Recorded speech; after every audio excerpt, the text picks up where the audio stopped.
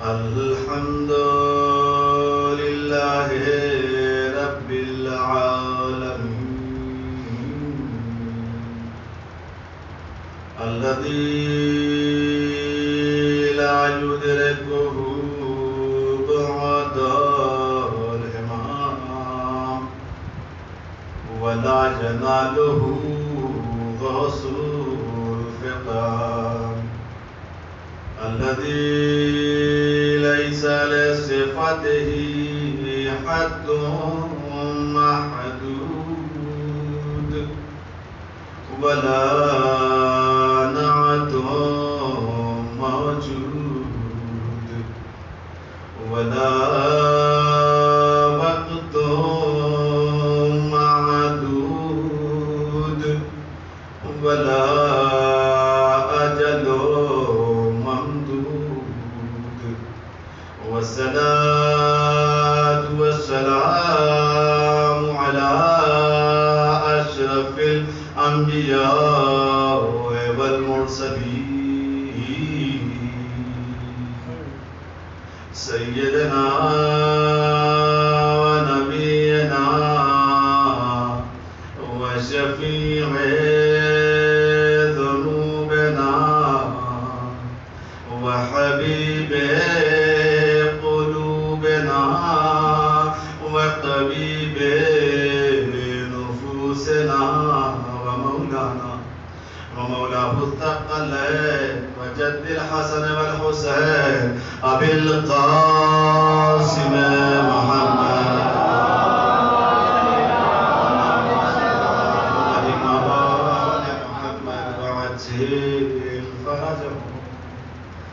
وآله الطيبين الطاهرين المعصومين المظلومين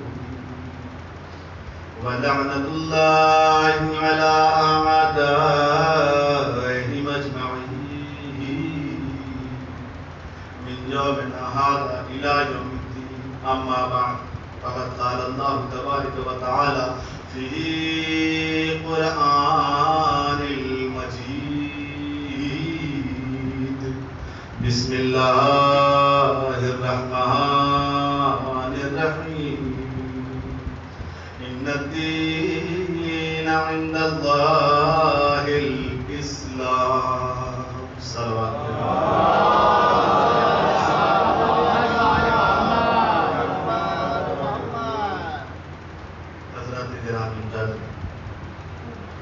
بزرگان و عزاداران رسول کربلا ابھی آپ اعلان فرما رہے تھے کہ جو حضرات باہر ہیں وہ فرش عذاب میں تشریف لے ہیں دہلی کی پر بنائے وجوہات ان آوازوں کو محدود کیا گیا ہے اذاخانوں کے اندر یہ آواز باہر نہیں جا رہی ہے تم لوگوں کو سنائی بھی نہیں دے رہا ہے کہ کچھ اعلان ہو رہا ہے یا نہیں ہو رہا ہے اور اس شروع بھی ہے کہ نہیں ہو رہے جو حضرات باہر موجود ہیں ایسا نہیں ہے کہ جو لوگ باہر کھڑے ہیں وہ عزادار نہیں ہیں وہ بھی عزادار ہیں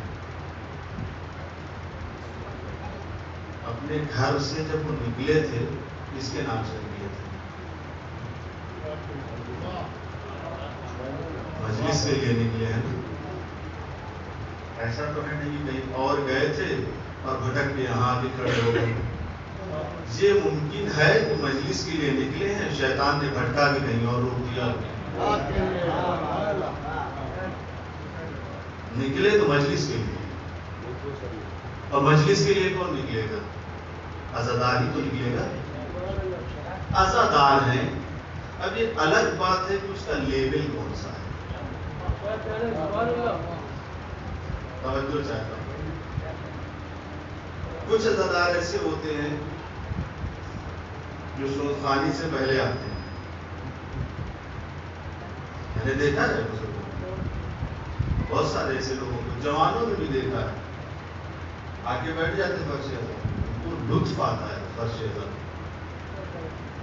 سکون ملتا ہے، تسلی ہوتی ہے ان کو، فرش ازا پہ آگے بیٹھے رہتے۔ کچھ ایسے ہوتے ہیں جب سوزخانی کی آواز کانوں سے ٹکراتی ہے تب آتے ہیں، کچھ ایسے ہوتے ہیں جو سوزخانی کو ہی مجلس کا اعلان سمجھتے ہیں کہ جب سوزخانی ختم ہوگی تب جائیں گے مجلس میں۔ اچھا، اس میں ایسا نہیں کہ میں کسی کے اوپر تنقید کر رہا ہوں یا کامنٹ کر رہا ہوں، میں بھی اسی میں سے ہوں، ہے نا، میں بھی آپ ہی لوگوں میں سے ہوں اور آپ بھی ہم ہی لوگوں میں سے، کوئی الگ سے نہیں ہوں۔ میرے وطن ہلور میں بھی ان 10 دنوں کو تو چھوڑ کر 10 دن کی جو غلط کیفیت ہوتی ہے وہاں پر بھی یہی رائے ہے، سوزخانی جب تک ہوگی ایسا ہی دیکھو، جو بھی باتیں میں کر رہا ہوں یہ 100% پہ آپ نہ اپلائی کریے گا۔ اگر 100% ایسے ہو جاتے تو پھر سوزخانی ہوتی کیوں؟ ایسا نہیں ہے سننے والے لوگ، لیکن عام طور سے اکثریت میجورٹی سوزخانی جب ہو جائے گی مل جائیں گے۔ یہ بھی عزادار ہیں۔ کچھ لوگ ایسے ہیں مولانا ممبر پہ خطبہ پڑھ لے اس کے بعد جائے، ذاکر نے خطبہ تمام کیا اعلان مجلس میں، یہ بھی ایک اسٹیٹس ہے۔ کچھ لوگ ایسے ہوتے ہیں جو یہ سوچتے ہیں کہ فضائل ہو جائے مسائل پہ جا کے فرش ازا پہ بیٹھ کے گریا کریں گے، ایک لیول یہ بھی ہے، ایک معیار یہ بھی ہے۔ کچھ لوگ ایسے ہوتے ہیں کہ جب مجلس تمام ہو جائے تو پھر نوحے میں شامل ہو جائیں گے، ایک لیول یہ بھی ہے، ہم ماتم کرنے جائیں گے۔ کچھ لوگ ایسے ہوتے ہیں کہ جب ماتم ہو جائے زیارت میں شامل ہو جائیں گے۔ کچھ لوگ ایسے بھی ہوتے ہیں جو یہ سوچتے ہیں زیارت تمام ہو جائے تبرک لینے جائیں گے۔ اچھا، یہ جتنی کیٹیگریز میں نے بتائی ہے کیا اس کا مشاہدہ کیا ہے آپ لوگوں نے؟ آبزرو کیا ہے آپ لوگوں نے؟ کیا کہ نہیں کیا؟ کوئی نئی بات نہیں بتا رہا ہوں، ہے نا؟ یہ ہماری نگاہوں کے سامنے ہے، لیکن ان ساری کیٹیگریز میں کسی ایک کیٹیگری کو آپ یہ بتا دو کہ یہ عزادار نہیں ہے، آپ کہہ سکتے ہیں کسی کو؟ عزادار سب ہیں، معیار مختلف ہے، اسٹیٹس سب کا الگ الگ ہے، سب عزادار ہیں۔ مثال کے طور پر جیسے کربلا کے میدان میں شہید ہونے والے امام حسین کے ساتھ سب شہید ہیں، لیکن سب کا معیار الگ ہے۔ جو مدینے سے ساتھ میں رہا اس کا معیار الگ ہے، جو مکے میں ساتھ میں رہا اس کا معیار الگ ہے، جو قصر بنی مقاتل پہ ملا اس کا معیار الگ ہے، جو منزل زمانہ پہ ملا اس کا معیار الگ ہے۔ کچھ تو ایسے ہیں جو کربلا کے میدان میں آ کے ملے ان کا معیار الگ ہے، کچھ تو ایسے ہیں جو روزے عاشورہ مولا کے قدموں میں گر کے آ کے امام سے معافی طلب کر رہا ہے، اس کا معیار الگ ہے۔ بس اپنے آپ کو جانچو کہ ازہار حسینی میں مجھے حبیب بننا ہے، بلال بننا ہے، جون بننا ہے یا اور بننا ہے۔ سلام ہے محمد عالم۔ نعرہ تکبیر، نعرہ رسالت، نعرہ حیدری۔ تبلیغ کی گفتگو تھی، رفتہ رفتہ لوگ آ رہے ہیں الحمدللہ، اچھا خاصا اور یہاں موجود ہیں، اور مسئلہ یہ ہے کہ جن کو سنایا جا رہا ہے ان تک آواز پہنچ نہیں رہی، لیکن آپ لوگوں نے سنا، یہ معیار بنائیے گا انشاءاللہ، ہم بھی کوشش کرتے ہیں، ایسا نہیں کوشش کرنے سے کیا چیز ممکن نہیں ہے، ہر چیز ممکن ہے، لیکن اتنا خیال ضرور رہے کہ اس فرش ازا سے ہم لوگ کا جو عقیدہ ہے نا، یہ بڑا عظیم عقیدہ ہے۔ ہم لوگوں کا عقیدہ یہ ہے کہ ہم ان کے درمیان آ کر کے بیٹھتے ہیں،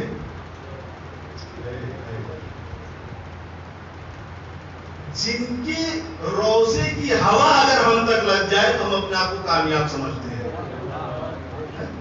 یہ ہم لوگ کا عقیدہ ہے، علماء بیان کرتے ہیں کہ اہل بیت آتے ہیں تذکروں میں آتے. تو اب جو جہاں آ کے بیٹھا اور جو وہاں بیٹھا اس میں کچھ نہ کچھ تو فرق ہونا چاہیے، ہے نا. یہاں پر آ کر کے ہم اپنے پورے جسم اس پاکیزہ فضا کے حوالے کرتے ہیں، اس مطہر ماحول کے حوالے کرتے ہیں. اور جب ایسی جگہوں پر اپنے آپ کو حوالے کر دیا جائے نا تو یقین جانو کہ ایسے جسموں پر، یہ عقیدتاً میں بول رہا ہوں، جہنم کی آگ بھی اثر نہیں کرتی. اب یہ نہ کہیے گا صاحب یہ کیسے گارنٹی ہے؟ گارنٹی تو قرآن بھی لے رہا ہے، ان الصلاۃ تنہی عن الفحشاء والمنکر. نماز برائیوں سے روکتی ہے. آپ کا مجھے نہیں معلوم، میں نے خود اپنی آنکھوں سے مشاہدہ کیا ہے. مسجد سے نکلے ہیں، بچوں کو کھیلتے ہوئے دیکھا ہے اور زبان سے شروع ہو گیا اور نماز پڑھ کے آئے. نماز پڑھ کے آئے، فحش کلام یعنی گالی دینا شروع ہو گئے اور مسجد سے نکلے ہیں. اب وہ آیت کہاں گئی؟ ہے نا. یہ ایک الگ موضوع ہے، اس پر میں اس کو بحث نہیں کر سکتا اور میں گفتگو کر سکتا ہوں. انشاءاللہ اگر کسی کے ذہن میں اس کے متعلق سوال ہو مجھ سے سوال کرے گا تو جواب دوں گا کیوں نہیں ایسا کرتا ہے نا. تو اب یہ بھی بات ہے کہ ہمارا عقیدہ کیسا ہے، وہ عقیدے کے اوپر ڈیپینڈ کرتا ہے. ایسے فضاؤں کے حوالے کر دو اپنے پورے جسم کو، اس لیے کہ آیت اللہ عبد الحسن دستاویز شیرازی اپنی کتاب سچے واقعات میں لکھتے ہیں. وہ لکھتے ہیں کہ ہندوستان کے گجرات کا ایک واقعہ ہے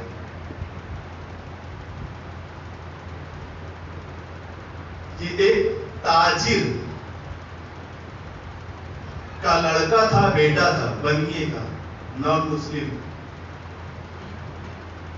اس کا نہ جانے عقیدہ کیا تھا کہ محرم کے دنوں میں وہ جلوسوں میں آگے ماتم کیا کرتا تھا.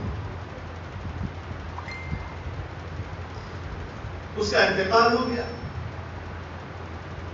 اس کے گھر والوں نے اپنے دھرم کے اعتبار سے، اپنے مذہب کے اعتبار سے، اپنی رسم و رواج کے اعتبار سے اس کی تجہیز و تدفین کی.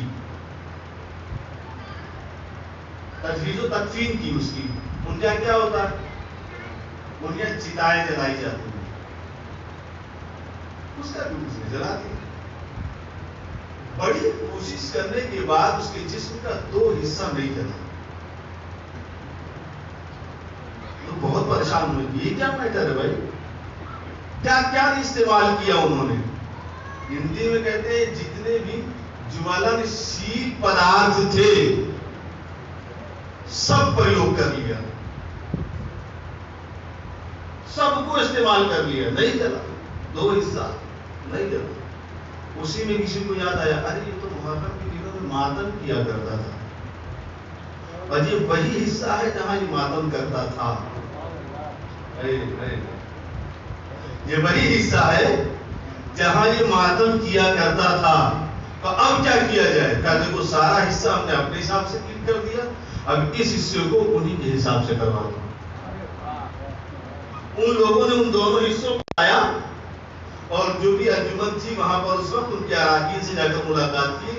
ان کا ایسی سی بات ہے اسے آپ اپنے حساب سے دفن کر دیجیے، اسے ہم نہیں جلا پائے. اس واقعے سے ایک بات تو سمجھ میں آئی، جو حصہ امام حسین کی عزاداری سے منسوب ہو جائے اسے دنیا کی آگ جلا نہیں پاتی. لہذا کوشش کریے کہ تھوڑا نہیں مکمل حصہ امام کی عزاداری کے لیے وقف کر دیجیے تاکہ تمام آگ سے ہمیشہ کے لیے محفوظ رہے. سلمان پڑھیں محمد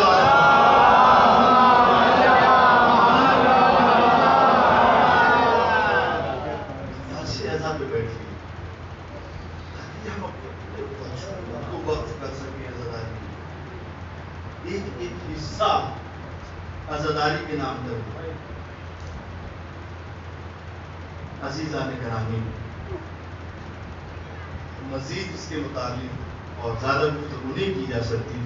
لیکن بس گزارش کر سکتا ہوں اور شہزاد پہ بیٹھ سکتا ہوں اور تھوڑا سا اور پہلے آ جائیے، مجھے تمہید بیان کرنے کی ضرورت نہیں پڑے گی۔ کل کی گفتگو میری تھی کہ دین اسلام یہ ثابت ہوا تھا یہ وہی دین ہے جو آدم لے کر کے آئے تھے۔ واضح ہو رہا ہے آپ لوگوں کے اوپر؟ بات پہنچ رہی ہے؟ یہ وہی دین ہے جو آدم لے کر کے آئے تھے۔ سب سے آخر میں اللہ کے کارخانے میں جو سب سے بیسٹ تھا اس کو بھیجا، اور اس کو بھیجنے کے بعد اس نے یہ بات کہہ دی کہ اب قیامت تلک کے لیے یہی رائج رہے گا، اس کے بعد کسی اور چیز کی ضرورت نہیں۔ ٹھیک ہے، حضور کو بھیجا، سب سے بیسٹ جو ٹیچر تھا اس کا، اور وہ ٹیکسٹ بک بھیجی جو سب سے بیسٹ اس کی کتاب تھی، یعنی کہ قرآن مجید۔ اب یہ قیامت تلک کے لیے ہمارے لیے ہے۔ سوال یہ ہوا تھا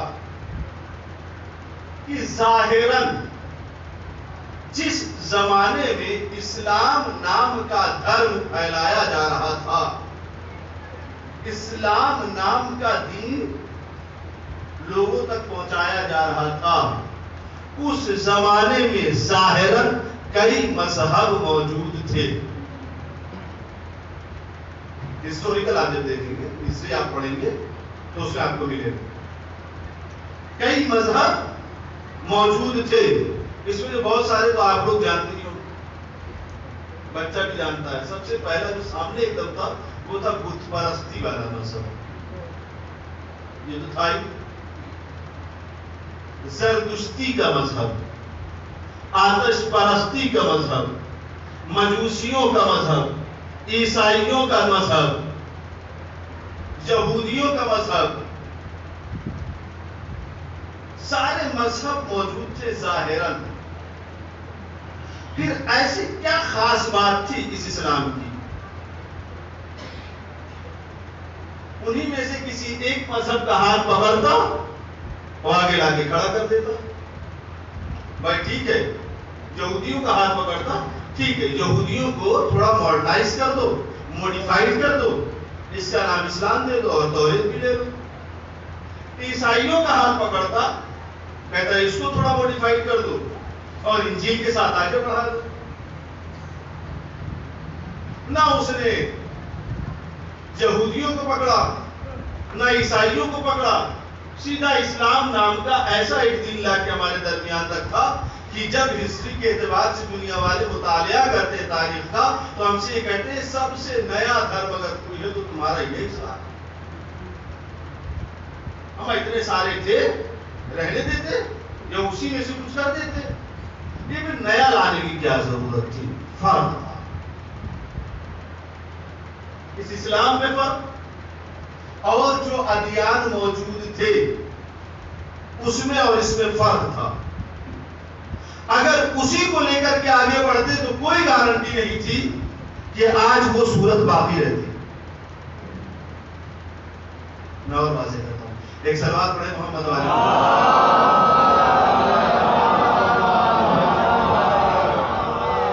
تھوڑا سا آپ کے ذہن کو اور متوجہ کرتا ہوں۔ اسلام کا لانے والا کون؟ بتائیے۔ اللہم صلی علی محمد وآل محمد وعجل فرج۔ یہ ایسی شخصیت، تھوڑا سا جملہ دل چاہ رہا ہے بیان کروں۔ اللہ نے حضور پاک کا نور سب سے پہلے خلق کیا، ان کا وجود نورانی تھا۔ علماء بیان کرتے ہیں کہ حضور پاک کے جسم کے 21 معجزے ہیں، ان کے خالی جسم کے کمالات اور وہ علم وہ اخلاق، جسے قرآن قصیدہ پڑھ رہا ہے وہ ایک الگ مسئلہ ہے۔ خالی جسم کے، میں مکمل نہیں بیان کروں گا، حالانکہ 21 मैंने भी मुकम्मल नहीं पढ़े, लेकिन चंद मैंने पढ़े, लेकिन सभी में नहीं बयान करूंगा,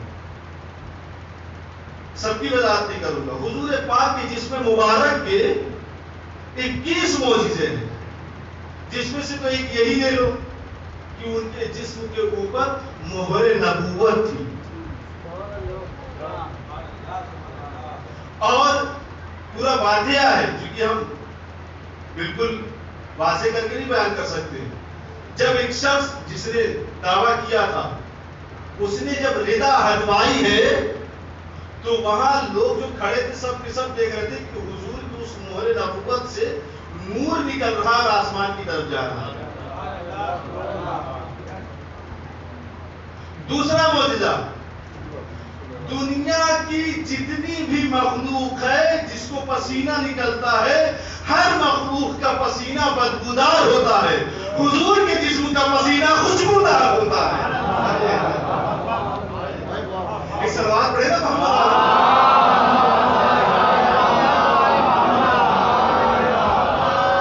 उनके पसीने से खुशबू आती थी, पसीने से खुशबू आती थी।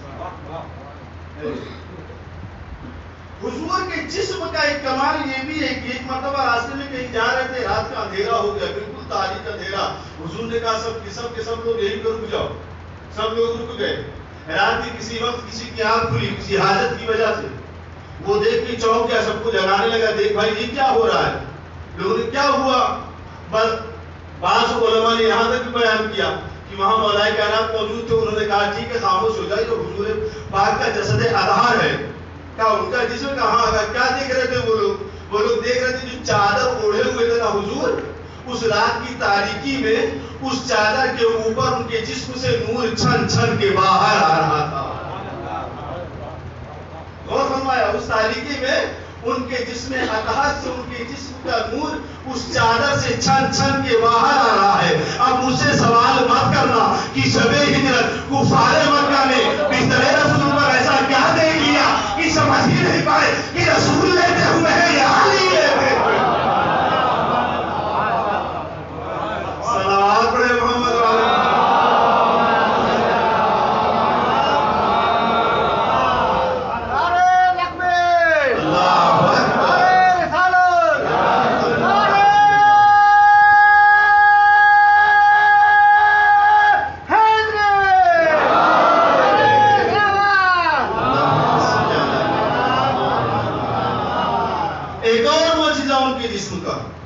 उनके जिस्म का साया नहीं था, उनके जिस्म का साया नहीं था। उलमा एक वजह बयान करते हुए भी मैं बयान करूंगा, लेकिन एक वजह मेरे जहन में है, वो मैं बयान करता हूँ कि उनके जिस्म का साया आखिर क्यों नहीं बनता था। भाई रोशनी के सामने कोई भी शय रख दी जाए तो उसका साया जरूर बनता है, क्योंकि मेटलिस्टिक तो थे नहीं, है ना, मादी तो थे नहीं कि उसका साया बनता, कोई सवाल ही नहीं कि साया बनता, थे नूर। तो अब नूर का साया नहीं बना सकता, लेकिन एक सूरत है, एक सूरत ऐसी है कि नूर का साया बना सकता है। इसका मैंने भी मुशाहिदा किया है, मुमकिन आप लोगों ने भी ऑब्जर्व किया हो, आपके भी ऑब्जर्वेशन में जरूर रहा होगा। इसलिए हम लोग का ताल्लुक दरगाहों इमामबाड़ों से ज्यादा है, हम वहीं से जाकर के अपनी हयात की भीख मांगते हैं, है ना। जब किसी बड़ी रोशनी के सामने आप कैंडल लाइट जलाते हैं ना, मोमबत्ती, तो आप गौर करेंगे उस मोमबत्ती की जो लौ जलती है वो बड़ी रोशनी उस लौ का भी साया बनाती है। देखा है आप लोगों ने। इसका मतलब यह है कि नूर का साया बनाता है, लेकिन शर्त इस बात की है कि अगर उस नूर का, जिस नूर की रोशनी ज्यादा होगी वो अपने से कमतर का साया बनाएगा। मसलन अगर हाइड्रोजन के सामने 1 वाट का बल्ब हो तो मुमकिन है हाइड्रोजन उसका बना ले, लेकिन 1 वाट वाला हाइड्रोजन का साया नहीं बना सकता। अब मैं यकीन से कह सकता हूं कि हम देख नहीं सकते, ये हमारी मजबूरी है, लेकिन रसूल के जिस्म के नूर की जमानत इतनी हम जरूर ले सकते हैं कि चूंकि उनके जिस्म का साया नहीं बनता था, लिहाजा ये मैं यकीन से سے کہہ سکتا ہوں کہ حضور کے جسم کا نور سورج کی روشنی سے زیادہ تھا. اگر ہماری آنکھوں میں بصیرت ہوتی تو شاید ہم دیکھ سکتے تھے کہ شاید کہیں سورج کا بھی سایہ بن رہا ہو. اتنا چمکتا ہوا نور تھا نور کے سامنے. یہ نور مجسم حضرت محمد مصطفیٰ صلی اللہ علیہ وسلم. اور دوسری وجہ بیان کرتے ہیں حضور کے سلسلے میں کہ اگر حضور کا سایہ بنتا, علماء نے بھی بیان کیا ہے, حضور کا اگر سایہ بنتا تو ممکن ہے ان کے ساتھ میں چلنے والوں کے قدم حضور کے سائے پر پڑتے. علماء نے کئی علماء نے بیان کیا اس کو. ممکن ہے کہ ان کے سائے پر کسی صحابی کا قدم پڑ جاتا. اللہ کو گوارا نہیں تھا کہ حضور کے جسم کے سائے پر بھی کسی کا قدم پڑے. یہ اور بات ہے کہ جب اللہ کا رسول کسی کو عزت بخشنا چاہے تو وہ اس کے قدم کو اپنے کاندھوں پر سوار کر لے.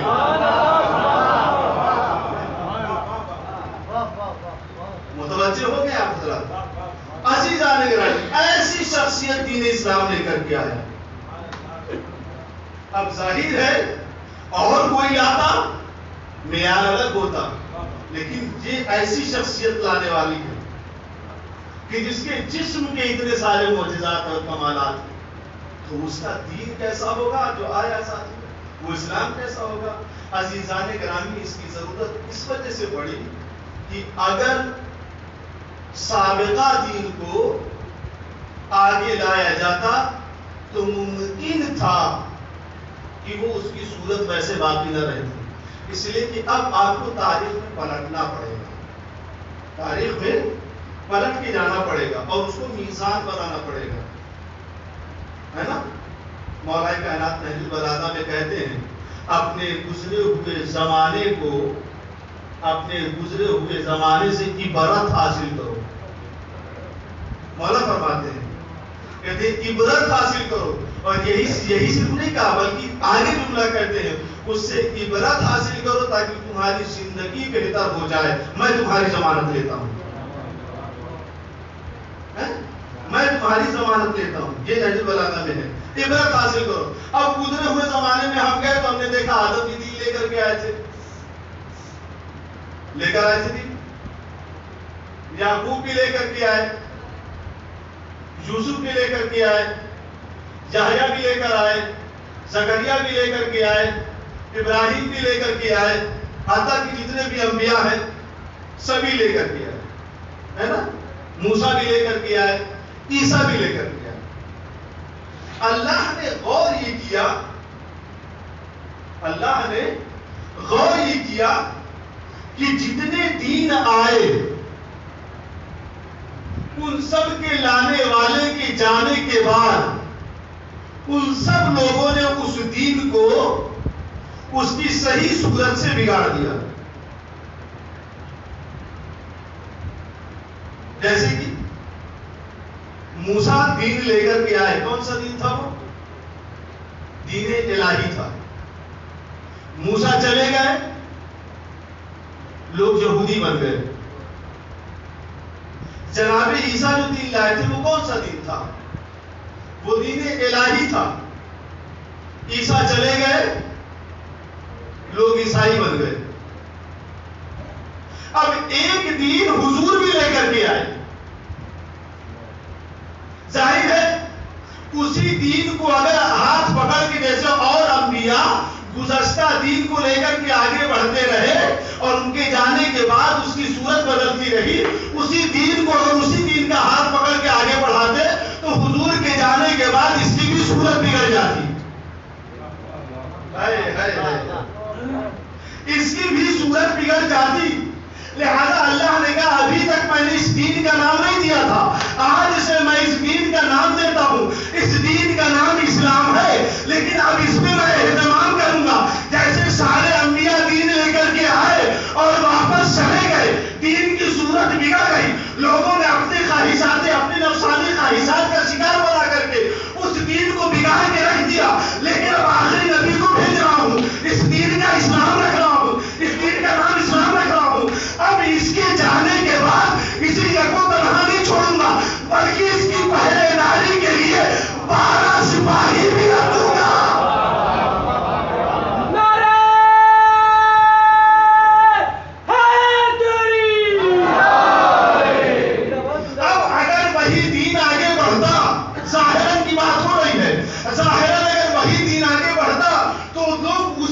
اس پر عمل کرتے ہمارے پاس کوئی وجہ نہیں آتی. آج اسلام کسی اور شکل میں نظر آتا, ہمیں سمجھ میں نہیں آتا کہ اسلام کہاں ہے. اسلام جو رسول لے کر کے آئے تھے وہ اسلام کہاں چلا گیا. کہا اب رسول کے جانے کے بعد اس کی حفاظت کرنے والے بھی موجود ہوں گے. یہی وجہ ہے جن لوگوں نے اسلام کو کربلا سے لیا وہ رسول کا اسلام ہوا. جن لوگوں نے کربلا سے اسلام نہیں لیا وہ آج آتنکواد کی بھیٹ چڑھ گیا.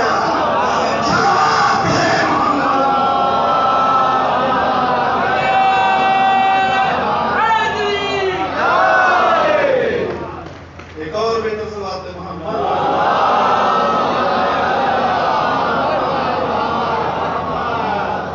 اس وجہ سے اس کا نام الگ رکھا, اس کا اہتمام الگ رکھا. اب یہی سے ہم ایک چیز اور اسی میں ایک جواب مجھے اور بھی مل رہا ہے کہ آخر اتنے سارے اسلام نام کے دین ہماری نظروں کے سامنے گھوم رہے ہیں, کون سا اسلام لیا جائے؟ کیا وہ تکفیریوں کا اسلام لیا جائے جو بے گناہوں اور معصوموں کا قتل کرتے ہیں, بلکہ قتل کرتے ہوئے اس کی ویڈیو کلپ بناتے ہیں اور دنیا والوں کو دکھاتے ہیں؟ کیا اس کا اسلام سے کوئی تعلق ہے؟ لیکن انہوں نے اپنے آپ کو مسلمان کہا. وہ والا اسلام لے جو بچوں کے اسکولوں پر بم گراتے ہوئے نظر آتے ہیں. کون سا اسلام ہے؟ اتنے سارے اسلام ہیں. میں چیخ کے نہیں پڑھوں گا, خاموشی سے بیان کروں گا. سنبھالنا آپ کا کام ہے, خاموشی سے نہیں آرام سے بیان کروں گا. کبھی کبھی زبان سلپ کر جاتی, لوگ اسی کو پکڑ کے بیٹھ جاتے ہیں. یہ دیکھو مولانا کے منہ سے کیا نکل گیا. آرام سے بیان کروں گا, سنبھالنا آپ کا کام ہے. کیا اس اسلام کو لے لیا جائے؟ کیا اس اسلام کو لیا جائے جہاں ظاہراً تو بڑا ادب و احترام کیا جاتا ہے, باطناً نفاق کے شکار رہتے ہیں؟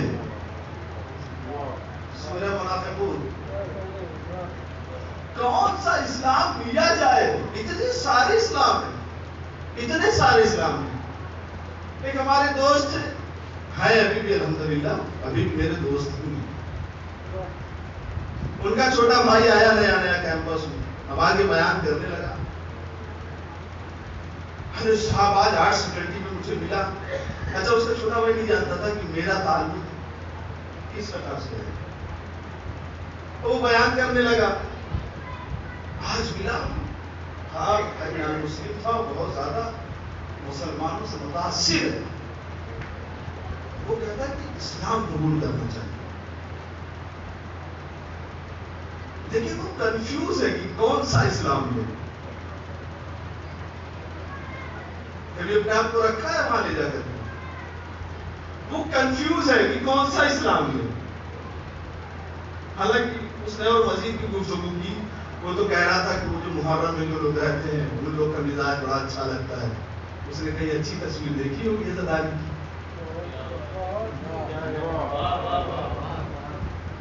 ایک صلوات پڑھ دے محمد علیہ.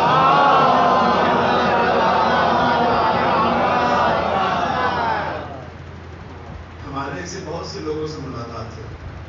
زیر منبر مجھ سے سوال کریے تو میں بتاؤں. جیسے دوست بھی ہیں جو ایسی بھی صورت آئی کہ ہمارے ساتھ کھڑے ہو کے نماز پڑھ رہے ہیں. ایسا نہیں. مسئلہ یہ ہے کہ ان کو ہمیں دکھانا کیا ہے, انہیں متاثر کیسے کرنا. اب اس نے جواب دیا, ارے تم شیعوں کی بات کر رہا ہوں, میں وہاں موجود ہوں. وہ بیچارہ جانتا نہیں تھا. ٹھیک ہے, اور ایسا نہیں. اس کا بھائی آج میرا بہت قریبی دوست ہے, بہت قریبی دوست ہے. ممکن ہے کہ مصطفیٰ صاحب جب اس کو یوٹیوب پہ اپلوڈ کریں اور جو اس کی نظر گزری وہ سمجھ جائے گا میرے بارے میں بات کر رہے ہیں. ٹھیک ہے, اس لیے کہ آج بھی جب میں آن لائن طریقے سے پڑھتا ہوں زوم وغیرہ پہ تو ہمارے بہت سارے دوست اس پہ وہ سب کے سب لوگ آگے ملتے ہیں. وہ اور بھی بیان کر رہے تو چیزوں کی بات کر رہے ہو. اس نے کیا تصویر دیکھی مجھے نہیں معلوم, لیکن یہ تصویر بیان کر رہا ہے کیونکہ یہ لکھنؤ کا تھا. وہ مارتے ہیں، کاٹتے ہیں، اپنے آپ کو لہومان کرتے ہیں، یہ کرتے ہیں، وہ کرتے ہیں. اس نے اپنا بولنا شروع کیا. اس نے بڑی عجیب تصویر اس کے سامنے بنائی. اب یہ یہاں پر جو میں نے گفتگو کی ہے آپ لوگوں کے لیے لمحہ فکریہ ہے. یہ جو میں اپنا واقعہ آپ لوگوں کے سامنے بیان کر رہا ہوں، یہ ایک لمحہ فکریہ ہے کہ کس طرح سے لوگ ہماری تصویر لوگوں کے سامنے پیش کرتے ہیں. اس نے کیا کیا یہ مجھے بھی نہیں معلوم، لیکن اس کا ایک سوال بنا کہ اسلام اتنے سارے نظر آ رہے ہیں. وہ صاحب وہ مسجد کے اندر جو ہے وہ دوسری بات بتا رہے ہیں، اور یہ جو صاحب وہاں ہال میں باہر جو نماز پڑھ رہے ہیں یہ دوسری بات بتا رہے ہیں. میں کنفیوز ہوں، کہاں جاؤں میں؟ آپ لوگ بھی کبھی کنفیوز ہوئے؟ نہیں ہوں گے ہی نہیں کبھی کنفیوز. ہو بھی نہیں سکتا. کنفیوز وہ ہوتا ہے جو حق کی تلاش کرے. جب اسے حق ملنے میں مشکل پیش آتی ہے تب کنفیوز ہوتا ہے. اب یہ بدقسمتی کہہ لیجیے کہ ہماری آنکھوں کے سامنے حق موجود ہے، ہم پہچان نہیں پا رہے ہیں. صلوات پڑھے محمد وعلی محمد.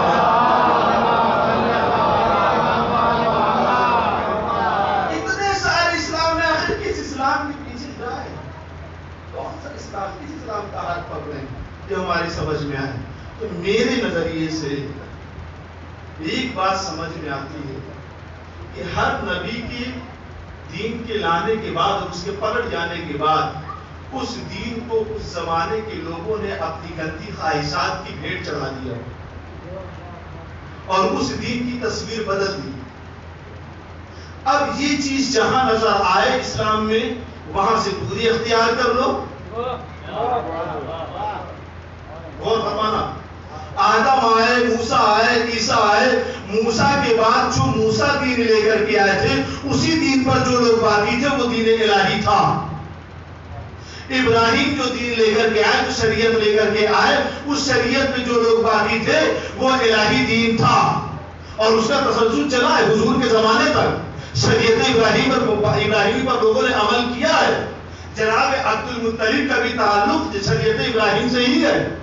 تو جو لوگ اسی دین پر عمل کرتے چلے آئے وہ دین الہی پر رہے، لیکن جو لوگ یہودی بن گئے انہوں نے اس دین کی تصویر بگاڑ دی اور اصل اور حق سے دور ہو گئے.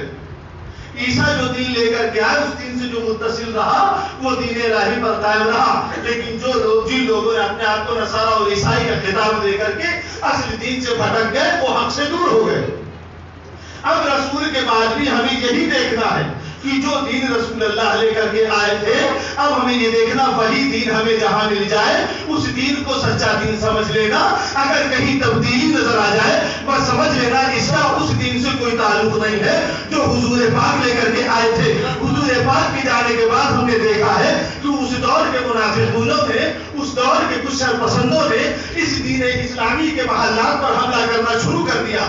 جن لوگوں نے جیسے چاہا اس کی پراپرٹی کو لوٹنا شروع کر دیا، دین کی صورت کو بگاڑنا شروع کر دیا. لیکن وہیں پر کچھ ایسے دربار موجود تھے جن کو اللہ نے منتخب کر کے بھیجا تھا. ان لوگوں نے اپنی جانوں کا نذرانہ پیش کر دیا لیکن اس محلات دین کو بگڑنے سے روک دیا. کیا اس پر ہم کسی کی نظر نہیں لگنے دیں گے، ہم اس کی حفاظت کرتے رہیں گے. اب آج کے زمانے میں ہمیں یہ دیکھنا ہے کہ آج بھی اگر اس دین کا محافظ کہیں موجود ہے تو اسی سے جا کر کے دین لے لینا. جہاں دین کا محافظ نظر نہ ہے بس سمجھ لینا تو وہاں دین میں کچھ نہ کچھ تبدیلیاں واقعی باتیں ہو رہی ہے. اب ہمیں یہ تلاشنا ہے کہ آج کے زمانے میں جانشین رسول محافظ دین اسلام جن کے یہاں موجود ہو اسی اسلام کا حال جاگے. صلوات ہے محمد.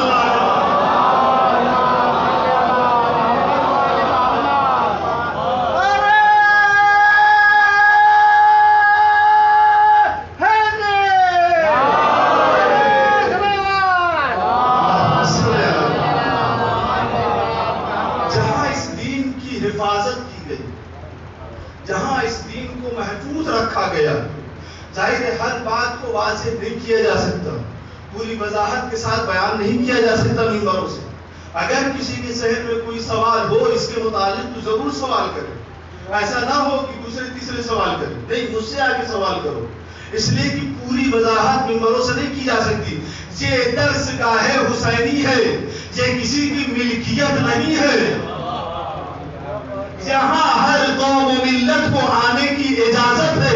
اجازت تو چھوڑیے، جو حسینی ہے اس کی ذمہ داری ہے کہ ہر قوم و ملت کے لوگوں کو جا کر کے دعوت دے اور اسے بتایا ہم تمہیں کربلا سناتے ہیں. کربلا انسانیت کا پیغام دیتا ہے.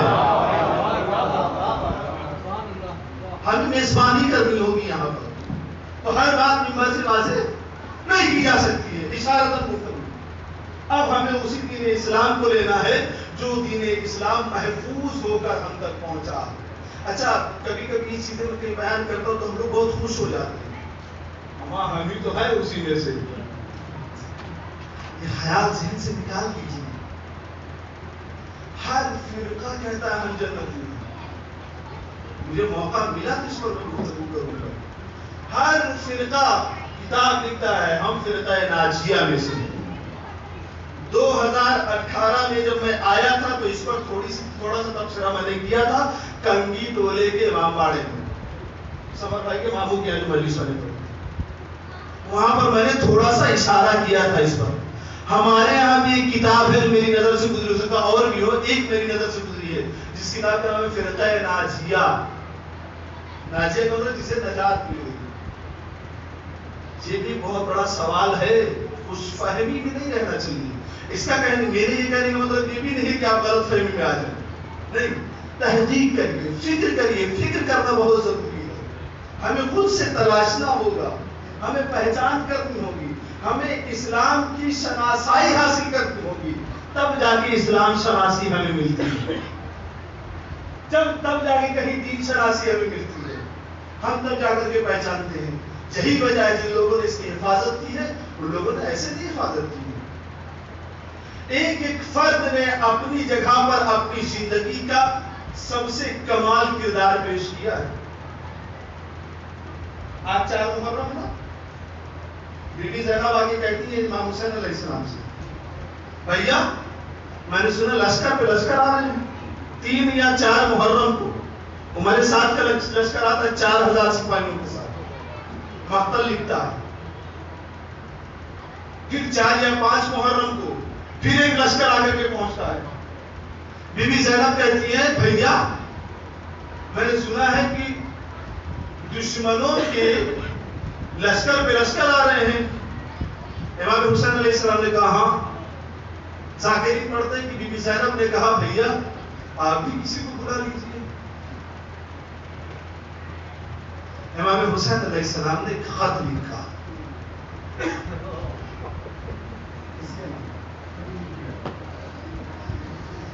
جناب حبیب ابن مظاہر،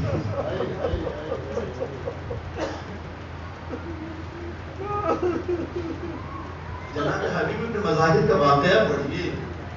اتنے گوشے ہیں نا اس میں آپ کو کیا بتاؤں. اور پھر اپنی زندگی سے پہلی کر میں نے اپنے آپ سے اپنی زندگی میں کئی مرتبہ میں نے خود ملایا ہے ان کے کردار کو کہ میں ہوتا تو کیا کرتا. آج ہمارے ساتھ یہ حالات ہو رہے. شیخ زرزکی آئے، لوگوں نے ہمیں گمراہ کیا، وہ واپس چلے گئے. ہم حبیب نہیں بن سکے، ہم حالات سے نکل نہیں پائے، ہمارے اوپر پابندی تھی. جناب حبیب ابن مظاہر کو بعض روایتیں گھر میں خط ملا، بعض روایتیں بازار میں ملا. گھر میں آئے، زوجہ نے کہا تمہارے چہرے کا رنگ کیوں متغیر ہے؟ فرزند رسول، میرے بچپن کے دوست، میرے آقا، نرغے آقا میرے گرے ہوئے.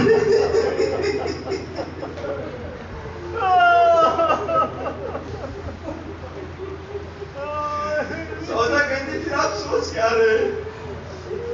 جناب حبیب کہتے ہیں میں سوچ رہا ہوں تمہارا کیا ہوگا میرے مرنے کے بعد. سلام ہو زوجہ حبیب پر. کیا ایمان تھا، کیا جذبہ تھا. ہمارے گھر کے سیدانیوں کے وہ جذبے مجھے دیکھنے کو نہیں ملے. حبیب کی زوجہ کہتی ہے ارے فرزند رسول تمہیں مدد کے لیے بلائے اور تم فکر کرتے ہوئے نظر آ رہے ہو. سلام ہو عورت پر، فرزند رسول تمہیں مدد کے لیے بلا رہا ہے اور تم یہ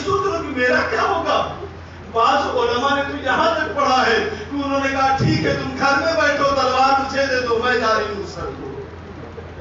انہوں نے اپنے غلام سے کہا جاؤ شہر کے باہر تھوڑا مقام پر، میں لوگوں سے نظریں بچاتا آ رہا ہوں۔ میں نے پہلے دن پڑھا، دوسرے دن پڑھا تھا نا، اور عبید اللہ ابن حر جوفی کے بارے میں، وہ بچ کے نکلا تھا وہاں سے۔ جتنے بہادر تھے نا ان سب کو ابن زیاد ٹریپ کر رہا تھا، یا تو اپنی فوج میں شامل کر رہا تھا، یا قید کر رہا تھا، یا مار رہا تھا۔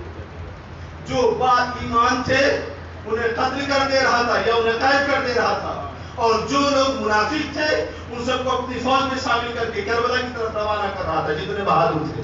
حبیب ابن مظاہر ایسے حالات سے نکلے ہیں۔ تاریخ لکھتی ہے، مقتل لکھتا ہے کہ جب وہ شہر کے باہر پہنچے جہاں ان کا غلام ان کا گھوڑا لیے وہ بیٹھا تھا، کھڑا انتظار کر رہا تھا، تو انہوں نے کہا وہ ٹھٹک کے تھوڑی دور میں جب کھڑے تو انہوں نے اپنے کانوں میں ایک آواز سنی۔ وہ شاید انتظار کرتے کرتے جب تھک گیا تو مجھے کہتا ہے، ذاکرین پڑھتے ہیں کہ وہ اپنے گھوڑے سے کہتا ہے، اے میرے آقا کے گھوڑے، اب بھی اگر میرے آقا کے آنے میں تاخیر ہو گئی تو میرے آقا کا آقا چونکہ نرغہ آدھا میں گرا ہے، میں تجھ پر سوار ہو کر اس کی نصرت کو چلا جاؤں گا۔ حبیب نے جیسے ہی جملہ سنا، سروں کو پیٹا، مدینے کا رخ کیا، یا رسول اللہ تیرا فرزند اتنا مظلوم ہو گیا کہ وہ غلام بھی جان نثاری کی بات کر رہے ہیں۔ جناب حبیب چلے، ظاہر کوفہ اور کربلا میں کتنی دوری ہے، وہاں پر پہنچے، ایک شور ہوا کہ حبیب آئے ہیں۔ امام حسین کہتے ہیں جاؤ حبیب کا استقبال کرو۔ حبیب کا استقبال کرنے کے لیے کون آیا ہے؟ مولا عباس آ رہے ہیں، جناب علی اکبر آ رہے ہیں۔ جناب حبیب ابن مظاہر نے اپنے آپ کو گھوڑے سے نیچے گرا دیا، خدا اللہ یہ شخصیت اور میرا استقبال کرنے کے لیے آ رہی ہے۔ حضرت امام حسین علیہ السلام نے گلے سے لگایا، بس آخری فضا اور مجلس کو تمام کر رہا ہوں، گلے سے لگائے، میرے بچپن کے دوست حبیب، تیرا دوست اس وقت بڑی مصیبتوں میں ہے، نرغہ آدھا میں گرا ہوا ہے، ارے ناصروں کی بڑی کمی ہے، ہمارے پاس بڑی قلت ہے، کوئی مدد کرنے والا نہیں آ رہا ہے، تم میری مدد کرنے کو آئے ہو۔ ارے جیسے ہی یہ خبر خیمے میں پہنچی، شہزادی زینب نے کہا اما فی الصلاۃ، حبیب کو جا کر کے میرا شکریہ کہو اور میرا ان کو سلام کہہ دو۔ ارے جیسے ہی قصہ میں حبیب نے کہا، حبیب نے خاک اٹھائی، سر پہ مارنا شروع کیا۔ ہاں یہ کیسا وقت آ گیا کہ بطول کی شہزادی علیہ مولانا کی بیٹی اب غلاموں کو سلام کرے۔